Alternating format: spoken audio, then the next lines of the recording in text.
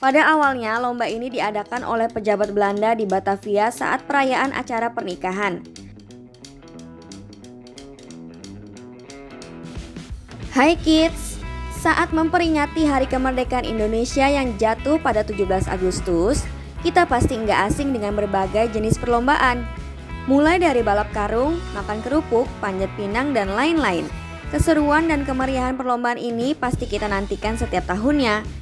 Selain untuk menyemarakan ulang tahun Indonesia, perlombaan ini bisa mempererat tali persaudaraan kita. Lalu, mulai kapan tradisi perlombaan ini muncul dan seperti apa sejarahnya? Menurut sejarawan Bapak J.J. Rizal, tradisi lomba untuk memperingati Hari Ulang Tahun Indonesia sudah ada sejak tahun 1950. Perlombaan ini diselenggarakan secara mandiri oleh pemuda setempat untuk merayakan kemenangan hasil jerih payah para pejuang. Selain itu, beberapa lomba ternyata punya makna dan filosofi tersendiri loh. Penasaran? Yuk kita cari tahu. Lomba makan kerupuk.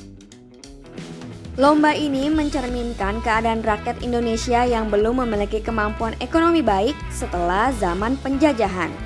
Hal tersebut berhubungan dengan masa krisis ekonomi di Indonesia.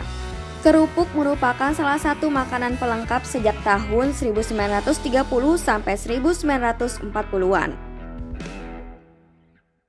Lomba panjat pinang.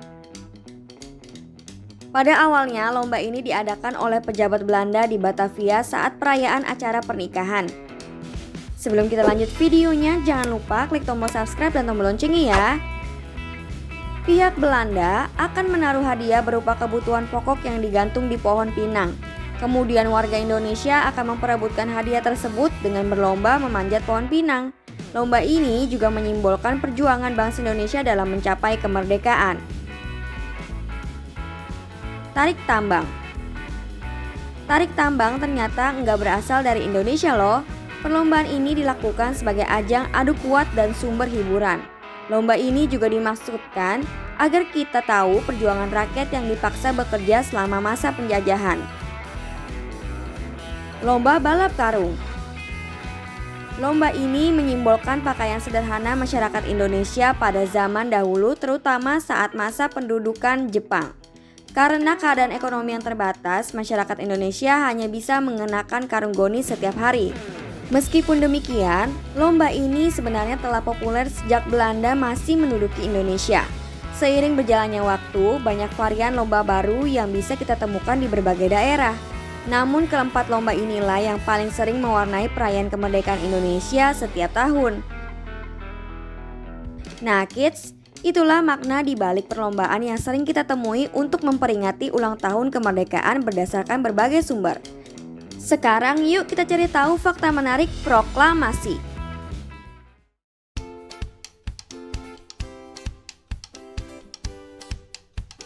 Hai kids, besok kita akan memperingati ulang tahun Republik Indonesia ke-76 pada Selasa 17 Agustus 2021. Kemerdekaan Indonesia 76 tahun yang lalu ditandai dengan pembacaan teks proklamasi pada 17 Agustus 1945 oleh Insinyur Soekarno yang didampingi oleh Muhammad Hatta.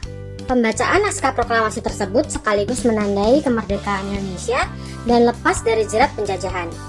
Hari ini kita akan membahas beberapa fakta menarik seputar proklamasi kemerdekaan Indonesia pada 17 Agustus 1945. Sebelum kita lanjut videonya, jangan lupa klik tombol subscribe dan tombol loncengnya ya. Pengetik teks proklamasi. Pak Sayuti Malik merupakan orang yang mengetik teks proklamasi. Ia bernama asli Muhammad Ibnu Sayuti.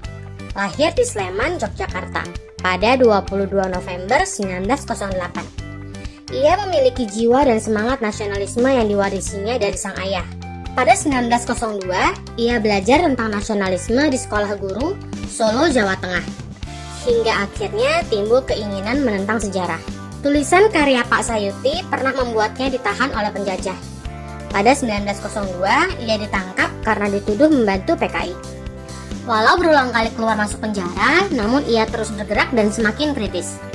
Menjelang persiapan kemerdekaan, Pak Sayuti tergabung dalam anggota Panitia Persiapan Kemerdekaan Indonesia atau PPKI. Setelah mendengar berita kekalahan Jepang dari sekutu pada 16 Agustus 1945, Sayuti Malik, Chairul Saleh, Sukarni, Wikana, dan pemuda lain berencana membawa Insinyur Soekarno dan Hatta agar segera memproklamirkan kemerdekaan Indonesia. Akhirnya Insinyur Soekarno dan Muhammad Hatta dibawa ke Rengas Dengklok dan didesak untuk mengambil tindakan sebelum terlambat. Desakan ini dipenuhi oleh Insinyur Soekarno dan Muhammad Hatta. Rumah Laksana Muda Maeda menjadi lokasi penyusunan naskah proklamasi. Setelah naskah proklamasi selesai, Pak Sayuti mengusulkan agar teks proklamasi ditandatangani oleh Soekarno dan Hatta. Ia mengubah dan mengetik naskah proklamasi tersebut. Kalimat awal wakil-wakil bangsa Indonesia menjadi atas nama bangsa Indonesia. Pengibaran bendera merah putih dilakukan 3 orang. Pembacaan teks proklamasi kemerdekaan RI diikuti dengan pengibaran perdana bendera merah putih. Pengibaran tersebut dilakukan oleh 3 orang, yaitu Latif Hendraningrat, Suhut, dan SK Trimurti. Latif Hendraningrat.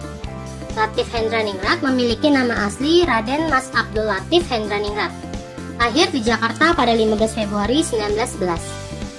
Ia merupakan seorang prajurit pembela tanah air atau PETA. Pak Latif juga pernah menjabat sebagai Komandan Kompi dan berpangkat Sudanko. Saat pengibaran bendera merah putih, ia memakai seragam tentara Jepang karena merupakan pasukan PETA. Suhut Sastro Kusumo. Pak Suhut lahir pada 1920 dan merupakan anggota barisan pelopor bentukan Jepang. Dalam persiapan pembacaan proklamasi dan pengibaran bendera merah putih, ia diperintahkan mempersiapkan tiang bendera. Tiang ini kemudian digunakan untuk mengibarkan sangsaka merah putih. Suhut bertugas sebagai pembentang bendera yang akan ditarik oleh Latif. Surastri Karma Trimurti atau SK Trimurti.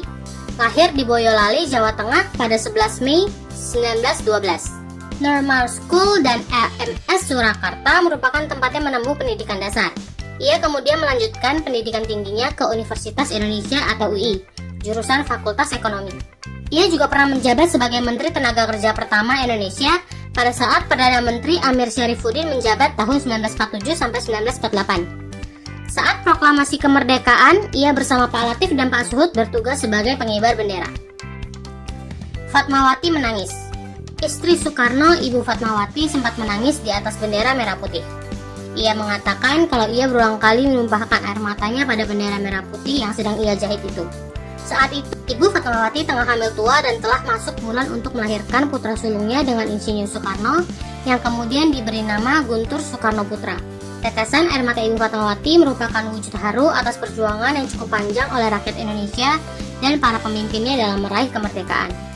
Nah, itu dia fakta menarik seputar proklamasi 17 Agustus 1945. Sudah pernah dengar fakta yang mana? Sampai di sini dulu ya videonya. Jangan lupa like, komen, subscribe, dan share ke teman-teman lainnya ya kids. Bye-bye!